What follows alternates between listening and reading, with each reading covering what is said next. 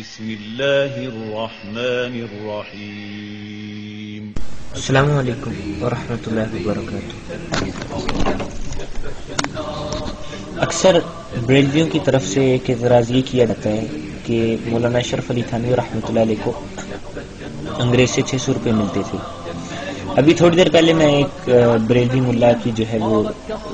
تقریر سن رہا تھا، یوٹیوب کے اوپر ایک چھوٹا سا کلپ تھا، تو اس میں بھی وہ یہی بکرا تھا کہ مولانا تھانوی رحمۃ اللہ علیہ جو ہے وہ انگریز سے 600 روپیہ لیتے تھے، اور پھر اس نے کہا کہ اس کو جھوٹا ثابت کرنے کے لیے اس کو کہیں پر بھی چیلنج کرو، 1 لاکھ 1 کروڑ کتنے بھی جو ہے وہ پیسوں کا رکھ لو، اور پھر جو ہے وہ آگے سے یہ کہنے لگا کہ یہ دینے کس نے ہیں، یہ تو صرف جو ہے وہ روپ ڈالنے والی باتیں ہیں۔ تو خود بریلویوں کو بھی پتا ہے کہ جو اعتراض ہم کرتے ہیں وہ جھوٹا ہوتا ہے، اور اس کے اوپر ہم جتنے بھی پیسوں کا چیلنج دیتے ہیں وہ پیسے بھی صرف روپ ڈالنے کے لیے ہم لگاتے ہیں۔ لیکن اس وقت میں حلفیہ چیلنج کرتا ہوں بریلویوں کو کہ 1 لاکھ روپیہ میرے سے ہر وہ بریلوی لے سکتا ہے جو یہ ثابت کر دے کہ مولانا تھانوی رحمۃ اللہ علیہ انگریز سے 600 روپیہ لیتے تھے۔ اچھا، اس کے بارے میں بریلوی اکثر ایک کتاب جو ہے وہ پیش کرتے ہیں، مکالمۃ الصدرین۔ اصل میں یہ ایک مکالمہ تھا جو مولانا عثمانی رحمۃ اللہ علیہ اور مولانا حسین احمد مدنی رحمۃ اللہ علیہ کے درمیان میں ہوا، اور مزے کی بات یہ ہے کہ جس نے یہ مکالمہ لکھا، یعنی کہ یہ کتاب لکھی مکالمۃ الصدرین، وہ شخص اس وقت موجود بھی نہیں تھا جو باتیں اس وقت ہوئیں، اور اس کتاب کا جواب اسی وقت مولانا حسین احمد مدنی رحمۃ اللہ علیہ نے کشف حقیقت کے نام سے لکھ دیا تھا، اور یہ کتاب جو ہے وہ آج بھی موجود ہے اور کئی لوگوں کے پاس ہے۔ اور اس کتاب کے اندر مولانا مدنی رحمۃ اللہ علیہ نے جو ہے وہ یہ بات لکھی تھی واضح طور پر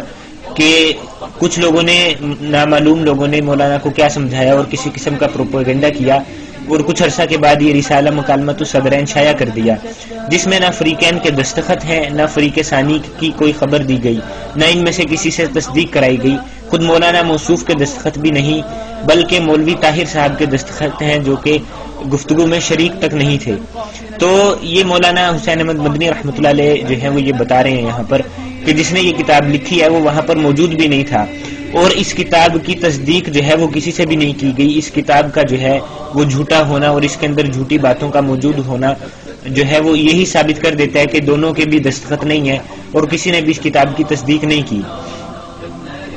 اور اس کے بعد جو ہے وہ چند صفحے آگے چل کر مولانا مدنی رحمۃ اللہ علیہ نے اس بات کو بھی واضح طور پر لکھا ہے کہ یہ جو ہے وہ طاہر حسین صاحب جنہوں نے یہ کتاب لکھی تھی، یہ انہی کے جو ہے وہ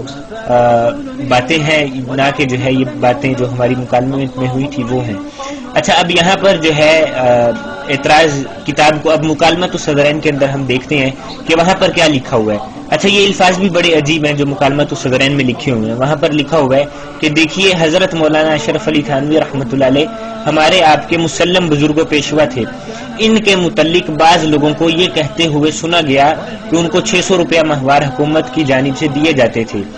اب اور اس کے آگے یہ بھی لکھا ہوا ہے کہ اسی کے ساتھ وہ یہ بھی کہتے تھے کہ گو مولانا کو اس کا علم نہیں تھا کہ روپیہ حکومت دیتی ہے، مگر ایسے عنوان سے دیتی تھی کہ ان کو شبہ تک گزرتا نہ تھا۔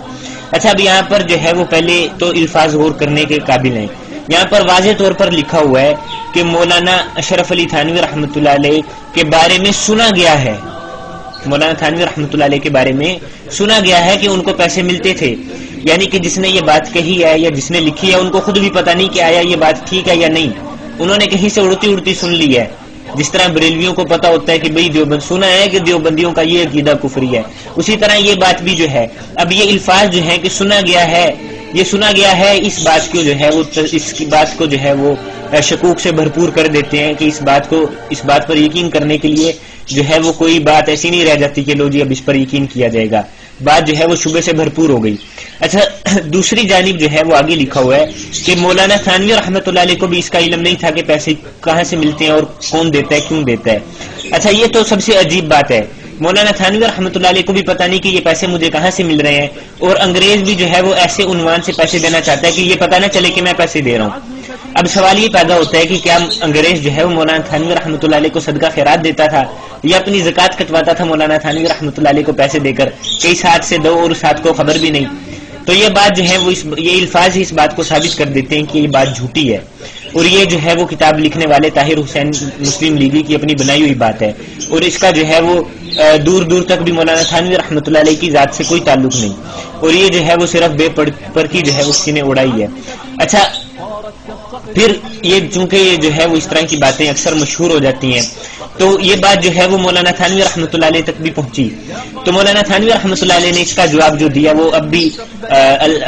الاضافات الیومیہ اور جو ہے وہ مولانا شرف علی تھانوی رحمۃ اللہ علیہ اور تحریک آزادی کے اندر بھی یہ بات موجود ہے کہ مولانا تھانوی رحمۃ اللہ علیہ نے اس وقت فرمایا کہ اگر 600 روپے حکومت سے پاتا ہوں یعنی گورنمنٹ سے پاتا ہوں تو طمع ہے یعنی لالچ ہے، خوف نہیں، اور اگر طمع کا یہ عالم ہے تو تم 900 روپے دے کر اپنے موافق کر لو،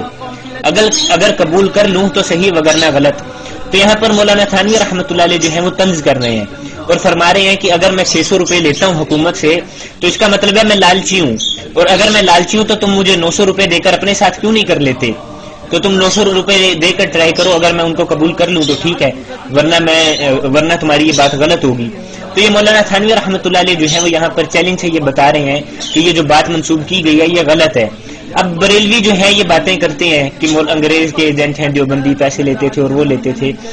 اب یہاں پر بریلوی جو ہے وہ ہمیں یہ تانا دیتے ہیں کہ انگریز کے ایجنٹ تھے وغیرہ وغیرہ، لیکن اگر ہم بریلویوں کو دیکھتے ہیں تو انہوں نے تحریک آزادی میں کچھ بھی نہیں کیا، اور تحریک آزادی کے بعد بھی جو دیگر تحریک چلی ان میں بھی بریلویوں نے کچھ بھی نہیں کیا سوائے فتوے دینے کے، اور بریلویوں نے وہاں پر بھی یہ فتوے دیے کہ جو مسلم لیگ میں شرکت کرے اس کا نکاح ٹوٹ گیا، جو قائد اعظم کی تعریف کرے اس کا نکاح ٹوٹ گیا، اور مسلم لیگ والے سارے کافر ہیں کیونکہ وہاں پر جو ہے وہ مولانا شرف علی تھانوی زندہ باد کے نعرے لگتے ہیں وغیرہ وغیرہ۔ خود بریلویوں کی اپنی حقیقت یہ ہے کہ ان کے پیر جماعت علی شاہ صاحب جو ہیں وہ اپنی جو ہے وہ جب ترکی کی خلافت کی جو ہے وہ تحریک چلی اور انگریزی فوج کے جو ہے وہ ان سپاہیوں کو جو ہے وہ پیر جماعت علی شاہ نے تعویذ دیے، فتح کے لیے تعویذ دیے، اور یہ تعویذ کس لیے دیے تاکہ ترکی کے ساتھ خلافت عثمانیہ کے خلاف لڑتے ہوئے ان انگریزوں کو فتح نصیب ہو، اور اس کے لیے ان کے پیر جماعت علی شاہ نے جو ہے وہ تعویذ دیے۔ اور خود مولوی احمد رضا خان کا جو ہے وہ یہ کردار ہے کہ جب علماء دیوبند پاکستان کی آزادی کے لیے تحریک آزادی کے لیے کوششیں کر رہے تھے اور مولانا محمود الحسن گنگوہی رحمۃ اللہ علیہ نے ریشمی رومال کی تحریک چلائی ہوئی تھی، اس وقت مولوی احمد رضا خان صاحب جو ہے وہ کفر کے فتوی علماء دیوبند پر لگا رہے تھے۔ تو میرا خیال ہے کہ بریلویوں کو اس قسم کے بےہودہ اور فضول قسم کے اعتراضات کرنے سے پہلے اپنے گریبان میں جھانک لینا چاہیے۔ تو بریلویوں اور انگریزوں کی دوستی اور ان کو کہاں کہاں سے پیسے ملتے تھے، شاہ احمد نورانی جو ہے اور اس کی جماعت کو جو ہے وہ روس سے کتنے پیسے ملتے تھے، اور جو ہے وہ شاہ احمد نورانی کو 5 کروڑ روپے جو ملے اور رفیق احمد باجوہ کو جو 10 لاکھ روپے جو ہے وہ ملے، ان کے بارے میں پھر انشاءاللہ کسی الگ ویڈیو میں جو ہے وہ ہم بتائیں گے۔ اس وقت اجازت چاہتا ہوں، السلام علیکم۔